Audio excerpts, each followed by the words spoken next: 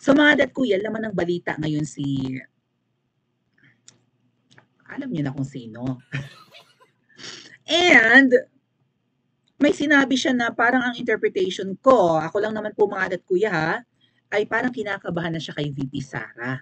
Or maybe wala lang talaga siyang masabing maganda. Right? Oo. And also pinost ba niya sa kanyang Facebook page? Puntahan ko lang yung Facebook page niya mga dad kuya. Hold on. Open ko nga. Mm.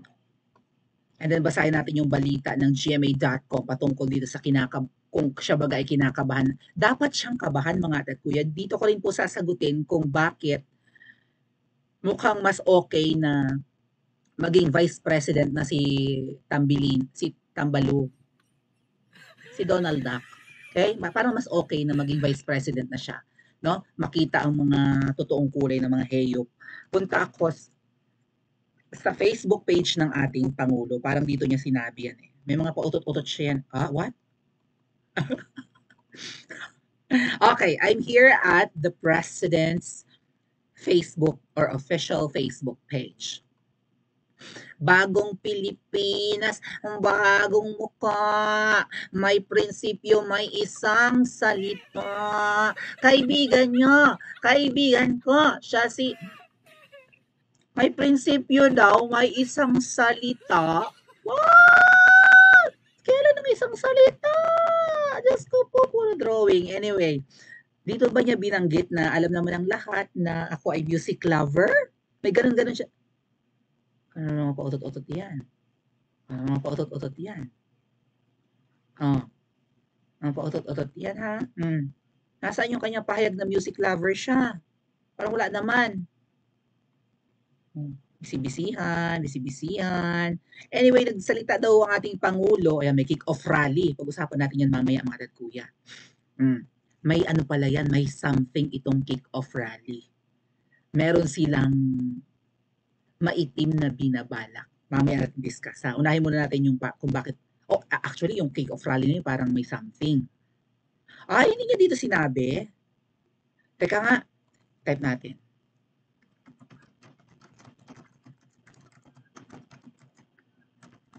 Di ba nagsabi siya na music lover ko no siya? Ayan pala sa Philippines posted by philippinesstar.com. I am really a music lover, sabi niya. President Bongbong Marcos who did not complete his bachelor's. What? Hindi mo naman pala tapos ang bachelor. What? So, ibig yung sabihon, mga ate at kuya, mas mataas ang pinag-aralan ko sa ating Pangulo? Gerd. Anyway, so I am a music lover. Marcos shrugs off Coldplay concert backlash. So umulan ng batikos yung pag-attend niya ng concert ng Coldplay. But he just shrugs it off. Parang dermatology, wapakils. I am a music lover ba? Parang ang dating pa lang nito mga atit kuya eh. Kaya noon naman ako batikusin nila ako. Ako ay music lover. Karapatan kong umattend ng what? How insensitive. Isn't he? Diba? Manig yarn. Ngiti-ngiti pa yung alam niyo na kung sino. So, pumunta daw sila kasi nga sinamahan daw si Bunso. So, ayan. I am a music love. Diyos ko po, ginoo ko. Kaya ka dapat talagang kabahan sa mga hakbangin ni VP Sara. Hindi tama ang ginagawa mo, Popshikels. President Bongbong Marcos, who did not complete his bachelor's degree at the University of Oxford in the United Kingdom, said, hoy, Popshikels, parang bumabaliktad sa iyo ang media. Teka muna. Ayan na naman sila sa mga sa mga phrases na nagde-describe sa iyo sa na hindi naman dapat. Alam niyo mga dad kuya, itong naka-highlight ng blue hindi na to, sa pagsusulat po kasi ng news, lalo headline ba or ano ba tawag dyan? Basta yung unang part yung unang graph nung news or paragraph or sentence, hanggat maaari, masasagot agad dyan yung WH questions, di ba? 5W1H. So, ano ba? What, when, where, why, who, and how. Yun yun, di ba? Oh, sa unang graph pa lang, or parang headline ng tawag dyan, or whatever, may nalimutan ko yung tamang term. Nalimutan ko yung journalism namin, mga topics namin nung nag-aaral ko. But anyway, elective lang naman yon. So, dyan nga po sa unang sentence ng balita, dapat nasasagot na yung WH questions. Sino, ano, bakit, paano, ganon. Di ba? Kapag in English mo yung 5 WH questions. Itong naka-highlight na blue, kung tutuusin, hindi na dapat yan kasama. Kasi nagde-describe lang yan sa tao na laman ng balita, which is the president. Ito ay phrase na pwedeng ialisin ng editor eh. Halimbawa, nagsabit sa kanya ng news article yung kanyang reporter. Dadaan sa editor, di ba? Re-repasuin, i-check. Pwede niyang alisin itong naka-highlight ng blue kasi hindi naman importante itong description na ito sa balita. Ano ang ini-insinuate nitong description sa Pangulo na hindi nakapagtapos ng kanyang bachelor's degree sa Universidad ng Oxford sa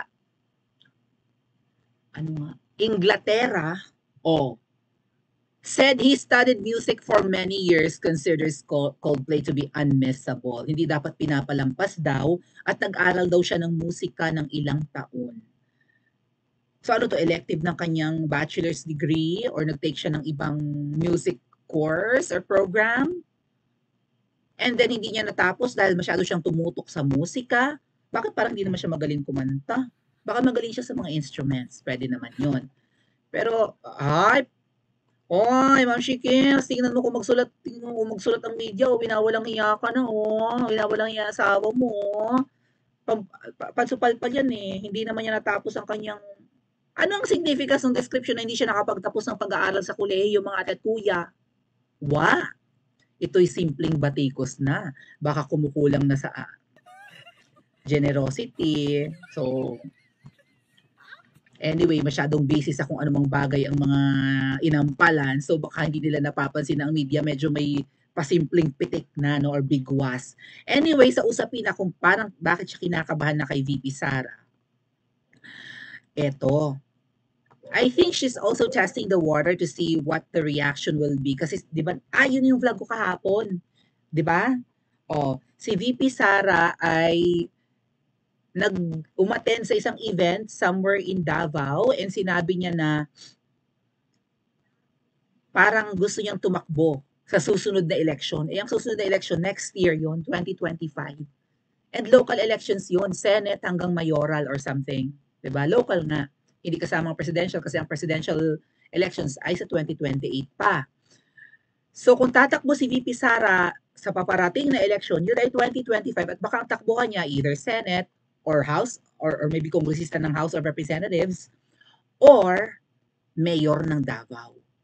Kasi mukhang kinakaya-kaya si Baste nung isang kongresista doon na babaita na napahiya kay Karen Davila at mukhang nagbabalak silang maging mayor ng Davao o tumakbong, di ba? Mga politiko sa Davao, mukhang gusto nilang alisin ang mga Duterte sa gobyerno sa Davao or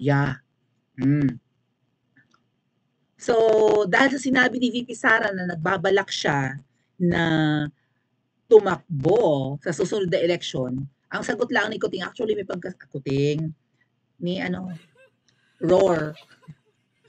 Medyo lang to, medyo may parang sabaw yung sagot niya. Sinusubok lang naman siguro niya kung testing the waters daw eh. I think she is also testing the waters to see what reaction will be. I haven't talked to her about it. Ba't hindi mo siya nakakausap? Tandem kayo nung 2022. Of all the politicians in the government, Mr. President, si VP Sara dapat ang may constant communication sa'yo. Katandem mo yan. Sabi mo pa nga, kaplastikan lang yung sinabi mo kay VP Sara na whether you like it or not, I will declare myself as your official BFF. Sinabi yun ni Papshi, ni President Marcos Jr. kay VP Sara nung umingay ang salitang tambaloslos. Right? Sa imong ambisyon, do not be tambaloslos, na ang inisip ng mga tao, tinutukoy na si tambaloslos ay ang pinsan nito. At siguro sa takot nito, thank you so much OFW Hero, Sa takot nito na mapangalanan ni VP Sara nung kung ano mang salita ang, 'di ba, gawin niyang parinig. Actually, marami ng bigwa si VP Sara, hindi niyo pa ba napapansin? Namimigay ng pulveron si VP Sara. Ano sabi niya doon sa batang binigyan niya ng pulveron, 1 week supply? Oh, masarap yan, nakaka-addict yan. Marami na rin bigwas-bigwas ng pasimple si VP Sara, mga dad kuya, di ba? Oh, hindi pa raw niya nakakausap patungkol dito. O, yun nga, on VP Sara Duterte's pronouncement that she will run again for office. VP Sara ay wala talagang, hindi niya kailangan tumakbo sa 2025. Kasi ang term niya hanggang 2028. Ano ang nagpo-push kay VP Sara para tumakbo sa 2025? Ang sagot lang ni PBBM ay, sinusubok lang naman siguro niya kung ano ang maging reaksyon ng what? Reaksyon ng taong bayan? Sinusubok lang naman siguro niya kung magugustuhan ng taong bayan na tumakbo siya or kung mananalo siya. Anong tinitest ni VP Sara? Irma Oira, thank you so much po, Ate Irma. Pero alam nyo, going back sa ating survey mga ate at kuya, na kung saan ay mas lamang pa rin po ang sumagot na dapat nang alisin sa pwesto ang mga loko-lokong politiko. Ayan nga survey natin, di ba? Or eto. Payag ba kayong maging VP ni Hello Kitty, si Tamba Jollibee, Donald Duck? Ang sabi po ng 19%, oo na, lamunin na nila ang posisyon. Sabi po ng karamihan sa ating nag-participate na viewers ay hindi. Alisin ang mga kurakot or huwag lang alisin, ipakulong. Pag-usapin natin mamaya sa kabilang channel na may mukhang may makukulong. Okay na. Malamang politiko ang isa at ang isa ay asawa ng politiko. O, doon sa Princess Maui 2.0 yun. Pero alam niyo mga dad kuya, kung ako tatanungin niyo dito, ang pinaka-ideal pong mangyari ay itong una. Hayaan na nating maging Vice President si Tamba Jollibee. Okay? Kasi po, going back doon sa discussion natin, kapag si VP Sara ay tumakbo bilang mayor, kongresista, or senador sa 2025 or next year, i-give up niya yung vice presidency. Okay? At kapag give up niya, mag-a-appoint ang Pangulo ng replacement ni VP Sara. Pipili na lang siya kung sinong mapupusuan niya. Pwedeng yung Senate President, Mig Zubiri, or yung Speaker of the House, pinsan niya. Sino pipiliin niya among the two? Sige nga, tanungin ko kayo, alangang si Mig Zubiri. Ngayon, ano ang panganib?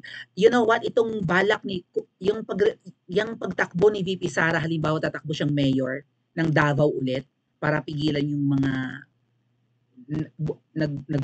yung parang signature buying, di ba? Kaya nga si VP Sara magre-resign na or tatakbo sa 2025, malamang sa pagiging mayor, kasi nga ang Davao ginagapang ng apilyedong kalaban ng mga Duterte. May signature buying doon for People's Initiative. 'Di ba? Kaya ang mga taga Davao sumisigaw ng Davaoeños are not for sale, ganon-ganon. And sa tingin ni VP Sara, siya yung pinaka-ideal na lumaban doon sa impaktang babae na bida-bida ngayon sa TikTok na napahiya naman kay Karen Davila, na retokada, na according to Miss Maharlika ay patusok-tusok din naman. Oh, kilala niyo yun, di ba? Ang pangalan niya ay katunog-tunog din naman ang pangalan ng Senate President, pero babae siya.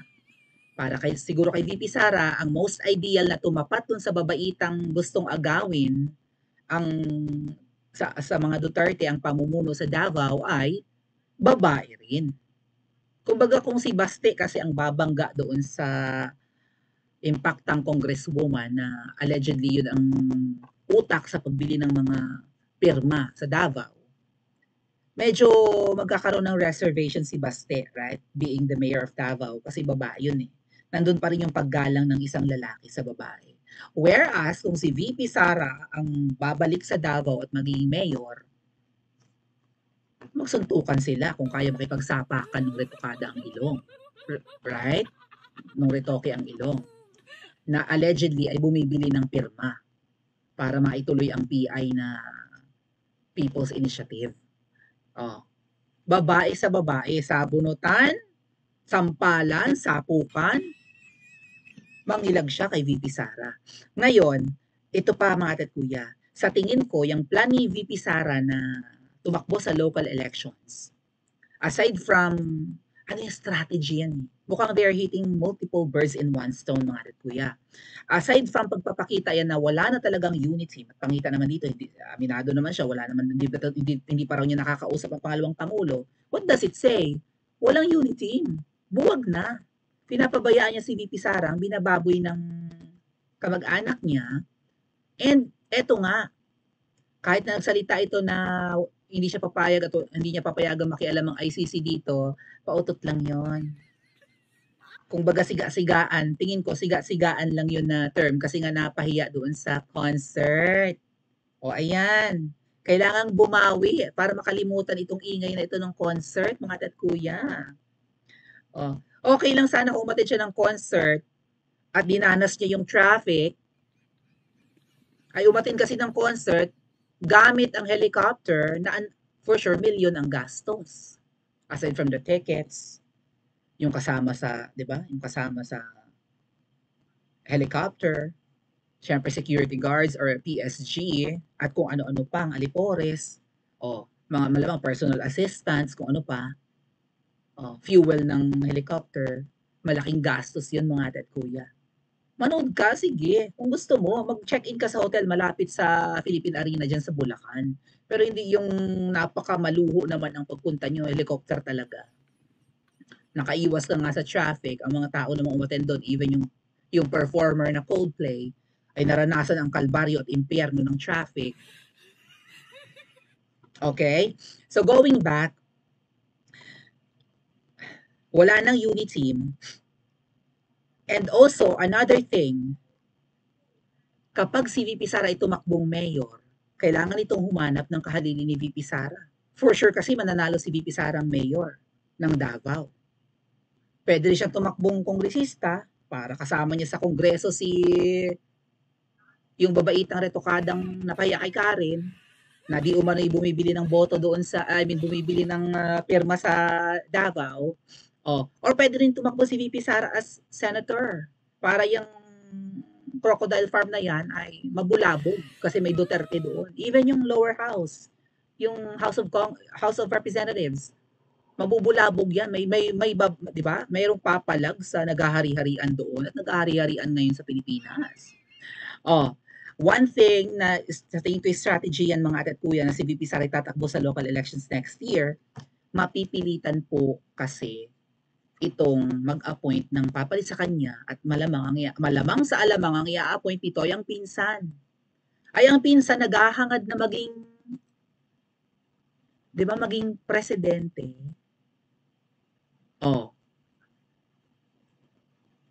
So, kung magiging vice president niya yung pinsan niya, mukhang magiging maliit yung chance nun na tumakbo ulit as, I think, maapektuhan yata mga ate at kuya. Yung dream ni Tamba na tumakbo laban kay VP Sara sa 2028 naman. Basta may ganung ganap, mapipigilan, I think. And malay nyo mga ate at kuya ha, kasi alam ko na kung paano maapektuhan. Kapag si Tamba ang naging VP nito, mukhang may, alam nyo na, baka may traidurang maganap. Si Tamba pwede natin maging presidente mga ate at kuya. Kapag naging presidente si Tamba, ay malay natin may mangyari dito, di ba? Mukha namang unhealthy, nagka-COVID pa daw nung nakaraan. Malay natin may mangyari dito or kung ano man traidurang maganap, si Tamba ang magiging pangulo natin. Pag si Tamba ang naging pangulo natin, hindi na makakatakbo si Tamba sa 2028. Yun. Kasi mapapaaga yung pagiging VP niya ni Tamba. And syempre, power hungry si Tamba, mapapaaga yung pagiging pangulo niya. Isang beses lang magiging presidente ang politiko or 'di ba? hindi siya makakatakbo sa 2028 pag si Tamba ang namayagpag. Tingin ko hindi niya matatapos yung term niya, eh. Basta nararamdaman ko, ako pakiramdam ko lang 'to, nararamdaman ko may traidorang magaganap. Sila takot na takot na si VP Sara ay puwedeng humaliling presidente dito. Kung ano man ang mangyari, maalis sa pwesto, magkasakit, malaglag sa hagdanan, matigok, 'di ba? Kung ano mang way na or 'di ba? Natural cause na matanggal 'to. Si VP Sara ang hali, takot na takot sila. Si VP Sara naman, wala naman sa personalidad ang pagiging traidora. Mas matakot sila pag si Tamba ang naging VP. Oh. So, hindi talaga sila dapat kabahan kay VP Sara, kundi kay Tamba. Agree ba kayo sa akin, mga tatkuya? Paki-comment po sa comment section at mag-like and subscribe din po kayo.